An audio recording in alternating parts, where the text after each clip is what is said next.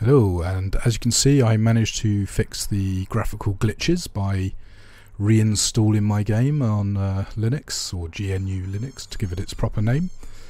As you can see, quality wise it looks pretty good. I do need to double check on the capture settings and also on the video editing settings to make sure I am getting decent quality and not losing too much quality. Now, when it comes to screen tearing, I have discovered that's possibly the window manager's fault, and there is an upgrade or a little fix you can put in place which apparently is meant to take care of that, so that's on my to-do list. But yeah, it all seems to be working pretty reasonably. Be interesting to see if I do come across any little bugs. It is meant to be known to work fine. Now we're going to get to talk to Morden here, always a worthwhile conversation, and we get to hear a little bit about the genophage, which is one of the things that makes Morden quite an interesting character, shall we say.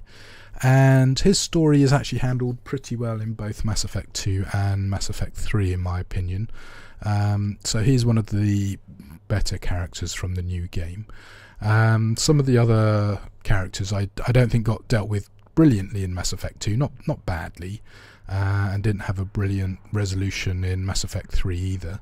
Yeah, who else is Mass Effect 3 pretty good story? Well, I think Rex gets a fairly good story, Talia gets a fairly good story. I thought Miranda's story was a bit weak, and yeah, don't really remember much about Zaid's character. But yeah, Morden, as I say, definitely did get a good story. Now, checking on the graphics here, I on my screen see them at really good quality, and the high def texture pack looks great on my particular system. So I am very happy with the switch, and as I say, after a couple of teething problems, it seems to be working great.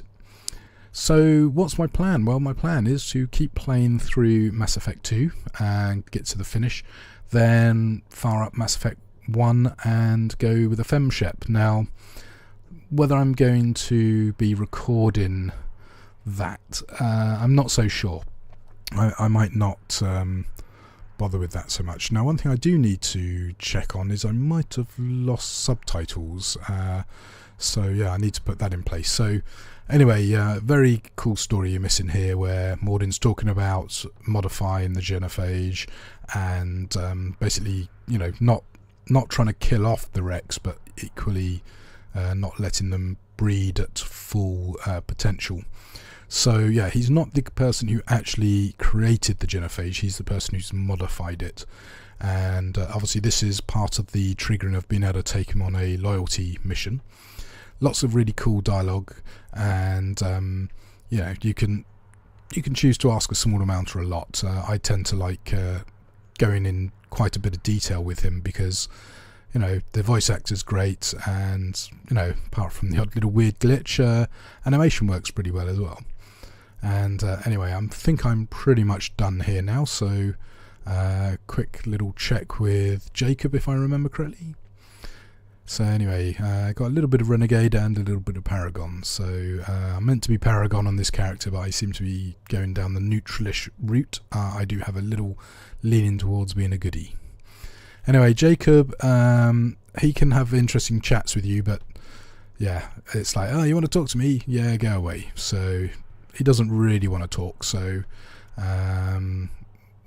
we'll just ask him one question and then do a runner, really. So yeah, I'm mainly checking out the textures, still working, having, as I say, done the move, and after the horrible monstrosity at the end of the last video, as I say, it all so far looks pretty good.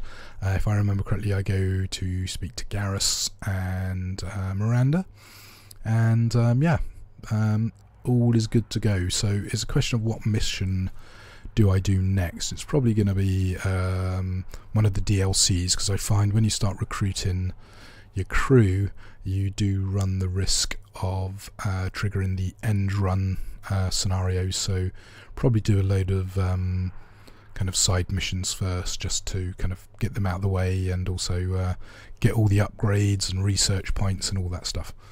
Now Gareth is going to definitely want to talk to me, but right now he's in the middle of some calibrations, so that's that. So one thing you do need to watch out for if you follow me on the Switch is what version of GNU Linux you go for. You've got your Red Hat based system, your Debian based system, and your Slackware based systems.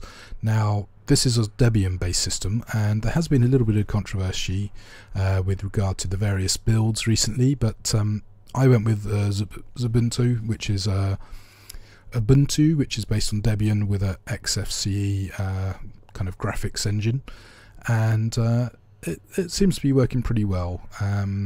Will it be ultimately the Linux I stick with? Well, maybe not. There are a couple of other options I want to investigate.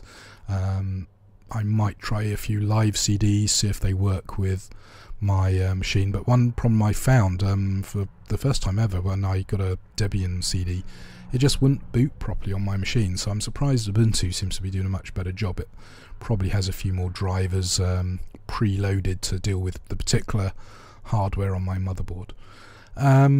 Downsides of moving, of course, is you are having to run things through Wine, which means if I ever need to rebuild my install, I'm probably going to have to boot into Windows, either genuine or virtual machine, just to get all the exes to extract and everything, and then move them across. But yeah, apart from the odd little screen tearing I'm picking up, yeah, I can't really see any difference or feel any difference between a Windows install and this. So anyway, for the next video, which I'm not sure when I'll record that because I seem to be coming down with a bit of man flu, but yeah, for the next video I'm going to be basically just concentrating on the game, and we won't need to worry about the fact it's now on Linux. But anyway, I hope you found it interesting to hear about the ups and downs of moving across, and I'm glad to say it was pretty painless, to be honest, really. Now if you're a non-tech and a technophobe, make sure you got a tech person to hand, because there can be little problems. Anyway, that will do for this video. So next video, as I say, will be some actual gameplay footage, and there you go, Kelly restored to a normal lovely self. So map time, I think. Catch you on the next video.